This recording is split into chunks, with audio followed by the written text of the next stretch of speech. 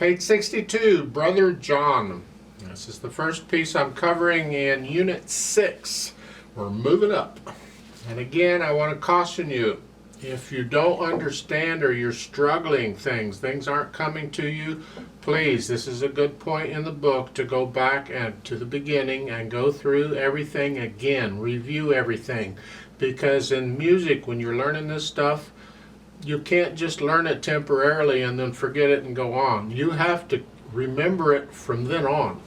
So we're just keep adding more stuff to your memory.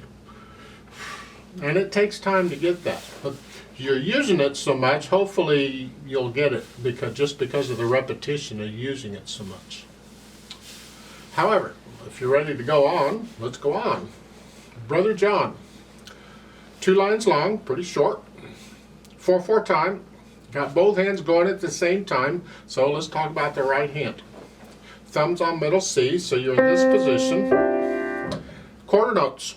And a half note coming up. 3, 4. Remember, half notes get 2 counts, so you work that out. However slow you gotta go, don't care. Just make sure you can play it in the right hand okay. Then we add the left hand. Well, we got new stuff going on in the left hand. Let's talk about this. Now for the first time you get 3 notes at a time. Isn't that wonderful? You figure them out. When you see these chords, and the chord is what it's called, you what we call spell out the chord to figure it out at first. And then you'll see the chord so much you'll just instantly know what it is. So when you see it, you don't think 3 notes. You just think one thing, and you'll play those 3 notes because they just sort of go together. So the notes are, let's spell it out. Start with the bottom note, figure it out, and then the next, and then the next, and you keep going up the chord until you get them all. Here, the bottom note is a C down here.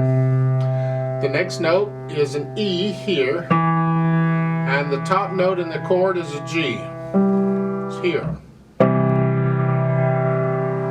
It's a very common chord. You're going to get it a lot. It's called a C chord because the bottom note is a C in this case. That doesn't mean the bottom note in every chord is the name of the chord. Don't get confused here. I'm just telling you right now, in this chord, in this arrangement, it's a C chord.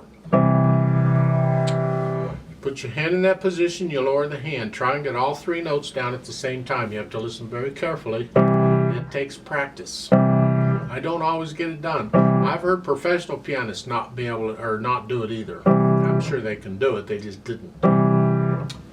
And the whole notes, so you hold it down for 4 counts. All the way, a bunch of whole notes. You're going to do a bunch of those, and then some quarter notes. And put the hands together right at the beginning. Now we got 4 notes total here, and you're going to hold the whole note down.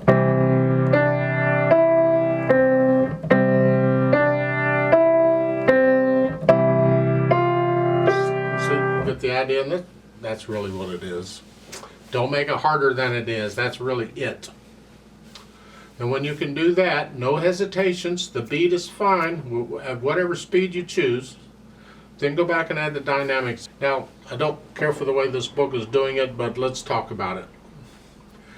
You'll see the medium loud right underneath the top staff there, and they're trying to tell you that's for the top staff only. And underneath the bottom staff there's a P for soft. That's telling you that's the dynamic they want you to use for the bottom staff. So they want you to play the top staff medium loud, whatever that is. You'll have to decide what moderately loud is. And then the bottom staff is soft, and again, that's up to you. It's one time. There's another reason we like to do the hands one at a time, and even after you put the hands together, sometimes you got to go back and practice it one hand at a time again. It's like for the dynamics. Maybe you need to experiment here and find out what soft is and find out what medium loud is, because then when you go to put them together, can you do 2 different things in each hand? Because this is medium loud, that's soft. That takes practice. Because there's 3 notes here, and the more notes you add, the louder it wants to be. So you got to be real careful. So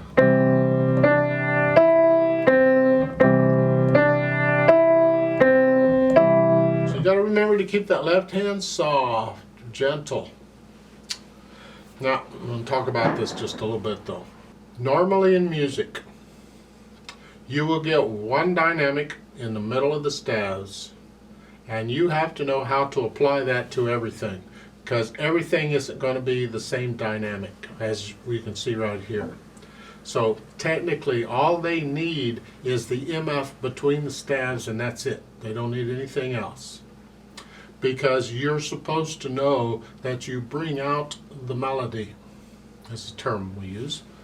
That is, you play the melody louder than anything else. The melody is what we're here for. The melody rules. The melody is what it's all about. We want to hear the melody.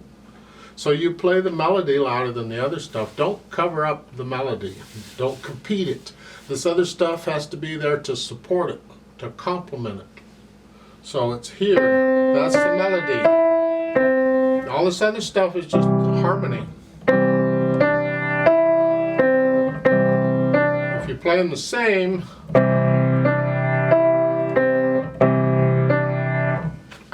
we don't want to hear it. We just had another piano club gathering yesterday, and I recorded pretty much all of it. Now I'll get that edited and uploaded for my Patreon viewers. You see, I have a Patreon account, but I don't withhold any music instruction. You don't have to pay for any of my music instruction. It's just, here it is. But some people want to donate. They feel I would like to try and donate something for all of this. So I did a Patreon account so they could do that if they want to, and if you do that. Well, I feel like I really ought to offer something to them. But so the local piano club, I usually record a lot of it. Maybe not all of it, but most of it.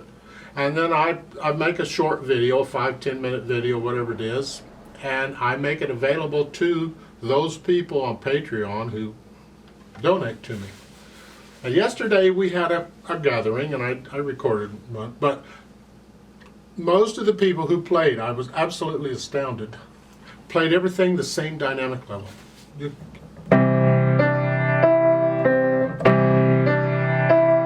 It was like, what?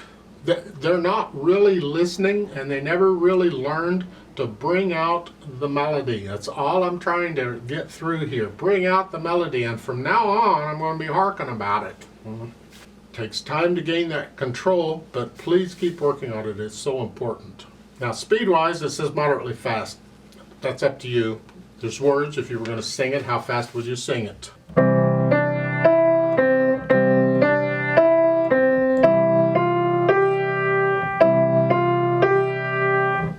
About that fast, but that's after you've learned it. You can gradually speed it up, because the notes have to be accurate. There can be no hesitations. The beat's got to be right there all the way through, and the dynamics need to be there too.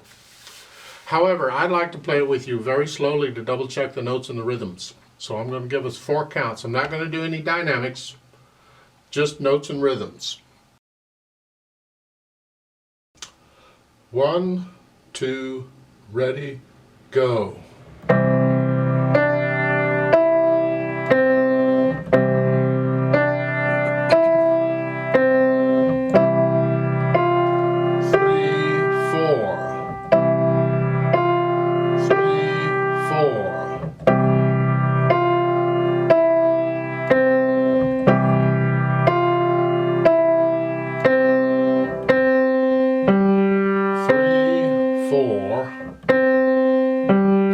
3, 4, off.